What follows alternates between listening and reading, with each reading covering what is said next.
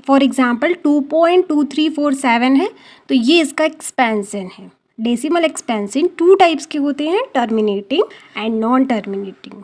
Terminating वो होते हैं जिनका हमें एंड पॉइंट पता होता है, यानी टोटल टर्मिनेट हो जाते हैं डिवाइड करने में एक पॉइंट पर। फॉर एग्जाम्पल 0.25 एंड 3.75, 5 पे आकर इनका एंड हो जाता है। एंड नॉन टर्मिनेटिंग 2 टाइप्स के होते हैं, first repeating and second non repeating. Repeating में एग्जाम्पल जैसे 0.72, 7272 मीन्स 72 बार, 72 बार बार रिपीट हो रहा है। And 0.666 means 0.6 bar. And non repeating means वो रिपीट नहीं हो रहे हैं और ना ही टर्मिनेट हो रहे हैं। फॉर एग्जाम्पल पाई की वैल्यू हमें लगता है 3.14 होती है, बट 3.14 नहीं होती, एंड सो ऑन बहुत दूर तक होती है, तो ये नॉन रिपीटिंग है। और एक मजेदार बात, इन फर्स्ट क्वेश्चन सबसे पहले हम इन सभी का डिवाइड कर लेंगे। आता है ना, पिछले जन्म में सीखा था, ओ सॉरी लास्ट क्लासेस में सीखा था। So let's divide. Third 4.125, fourth 0.230769 bar, 0.8 bar and 6 this. First में आंसर होगा टर्मिनेटिंग, बिकॉज डिवीजन का हमें इन पॉइंट मिल गया है 6, ओके। एंड सेकेंड में 0.090909 रिपीट हो रहा है, means 0.09 bar, and this is non terminating and also repeating, बार बार 09 रिपीट हो रहा है। थर्ड में एंड पॉइंट मिल गया है, मीन्स टर्मिनेटिंग। फोर्थ में non terminating and also repeating, बार बार रिपीट हो रहा है ये पूरा digit, and here also repeat means non terminating and repeating. 6 में टर्मिनेट हो जा रहा है, मीन्स टर्मिनेटिंग। 5 पे एंड पॉइंट मिल गया। क्वेश्चन सेकंड में 1/7 की वैल्यू आपको दी हुई है और 2/7 की वैल्यू, 3/7 की वैल्यू, ऐसे वैल्यू आपसे पूछ रहा है बिना डिवाइड किए। 2/7 को 1/7 इंटू 2 लिख सकते हैं। तो 1/7 की वैल्यू हमें दी हुई है, इसमें हम 2 का मल्टीप्लाई कर देंगे, तो 2/7 की वैल्यू फाइंड हो जाएगी, ओके। इसी तरीके 3/7 को 1/7 इंटू 3 लिख सकते हैं और 4/7 को 1/7 इंटू 4। 1/7 की वैल्यू हमें दी है, उसमें हम 3 और 4 का मल्टीप्लाई करके आंसर फाइंड कर लेंगे, ओके। और दोनों में बार जरूर लगाएंगे। 5/7 और 6/7 की भी वैल्यू निकालनी है, तो निकाल लेंगे आप उसी तरीके से। 1/7 इंटू 5 और 1/7 इंटू 6, 5 और 6 का मल्टीप्लाई करेंगे and your answer will come, okay. In question third 0.6 bar को PQ के फॉर्म में कन्वर्ट करना है। x is equal to 0.6 bar, 0.6 bar means 0.666, okay. अगर हम इस x में 10 का मल्टीप्लाई करा दें तो ये इक्वेशन हो जाएगी 6.66, यानी ये फर्स्ट एंड सेकेंड इक्वेशन मिल गई। दोनों को जब हम सब्ट्रैक्ट करेंगे तो 10x माइनस x, और इन दोनों को सब्ट्रैक्ट करने पर आएगा 9x इज इक्वल टू, तो x is equal to 6/9 and answer 2/3। Same in point third, x is equal to 0.001001, 3 digits में बार है तो हम 1000 यूज करेंगे, मीन्स 30 वाला। 1000 का मल्टीप्लाई करने पर सेकेंड इक्वेशन मिल जाएगी। अब सेकेंड और फर्स्ट इक्वेशन को हम सब्ट्रैक्ट करेंगे। जब 2 डिजिट में बार था तो 100 लिया था, अब 3 डिजिट में बार है तो 1000 लिया। So 999x is equal to 1, so answer 1/999। In question third 0.6 bar को PQ के फॉर्म में कन्वर्ट करना है। x is equal to 0.6 bar, 0.6 bar means 0.666, okay. अगर हम इस x में 10 का मल्टीप्लाई करा दें तो ये इक्वेशन हो जाएगी 6.66, यानी ये फर्स्ट एंड सेकेंड इक्वेशन मिल गई।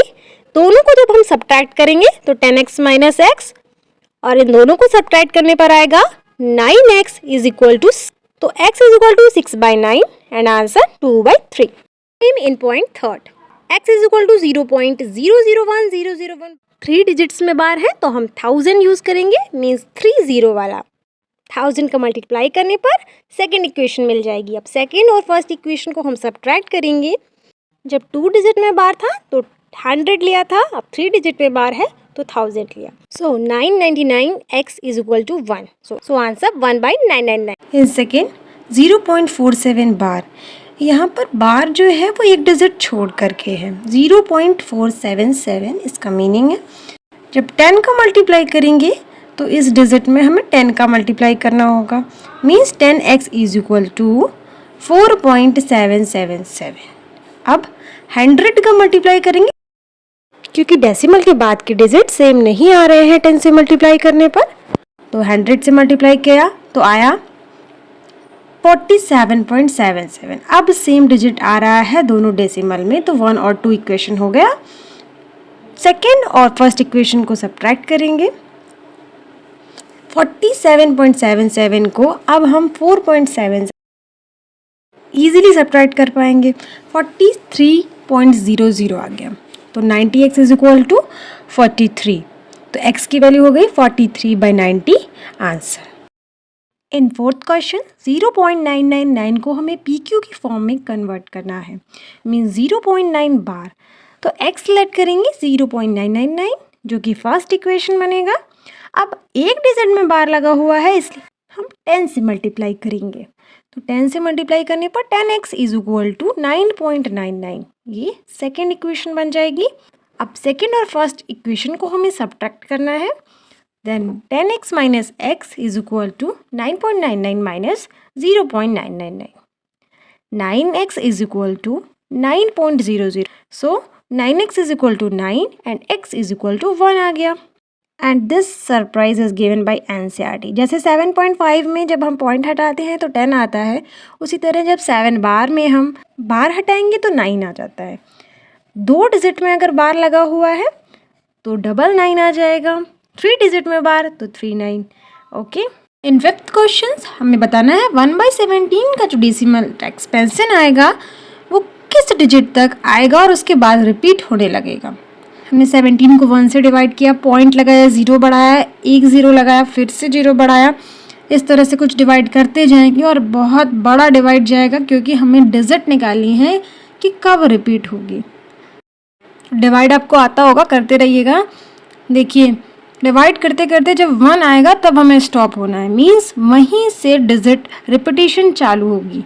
1 आ गया और ये कितने डिजिट बाद आया, काउंट किया, 16 डिजिट बाद आया।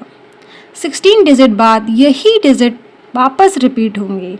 ये 16 पूरे डिजिट्स आपकी फिर से बार बार डिवाइड करने में बढ़ती जाएंगी, मीन्स बार आ जाएगा इसके ऊपर। इन सिक्स्थ क्वेश्चन P/Q के हमें कुछ एग्जांपल्स देने हैं ताकि पता चले कि Q के लिए कौन सी प्रॉपर्टी इंपॉर्टेंट है। तो 3/2 is equal to 1.5 and 10/4 is equal to 2.5।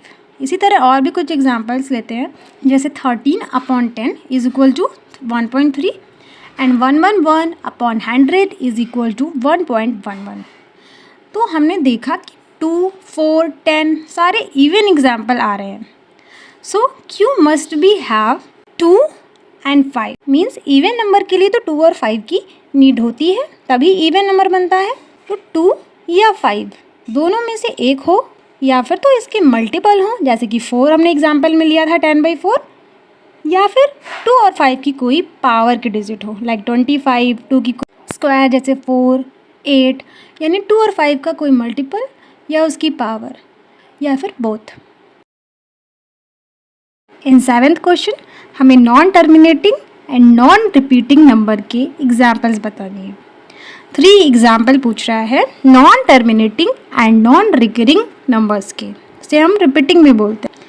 तो एग्जाम्पल पाई आपको बताया था, तो पाई एक एग्जाम्पल है जैसे कि जिसकी वैल्यू 3.14 से बढ़ती जाती है, मीन्स वो रिपीट भी नहीं होती है और टर्मिनेट भी नहीं होती।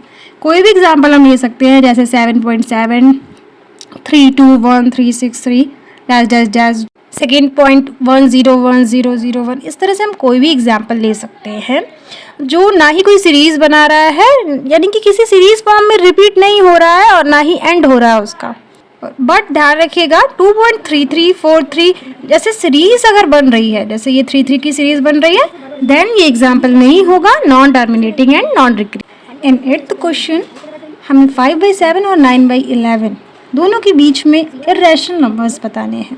तो हम इन दोनों की वैल्यू निकाल लेंगे डिवाइड करके। तो 7 से जब हम 5 को डिवाइड करेंगे, पॉइंट लगाकर 0 बढ़ाएंगे, डिवाइड जब करेंगे तो हम देखेंगे कि 0.7 0.71425 मीन्स 0.71425 बार वैल्यू हो जाएगी 5/7 की। अब 11/9 को जब हम सॉल्व करेंगे, पॉइंट लगाकर 0 बढ़ाया एंड डिवाइड किया, तो हम देखेंगे कि 0.81, ओके, 0.81 के बाद बार बार वही नंबर रिपीट हो रहा है, मीन्स बार बार 81 81 81 ही आ रहा है, मीन्स 0.81 बार। इन दोनों नंबर्स के बीच के हमें इरेशनल नंबर्स चाहिए, लाइक 0.7247732, कुछ भी बढ़ता जा रहा है एंड सो ऑन। जैसे हम कोई भी एग्जाम्पल इनके बीच के ले सकते हैं जिनका एंड नहीं होगा। कौन रैशनल है और कौन इरेशनल, ये हमें बताना है। सो फर्स्ट, √23 की वैल्यू 4.79 इस तरह से कुछ होती है, मीन्स ये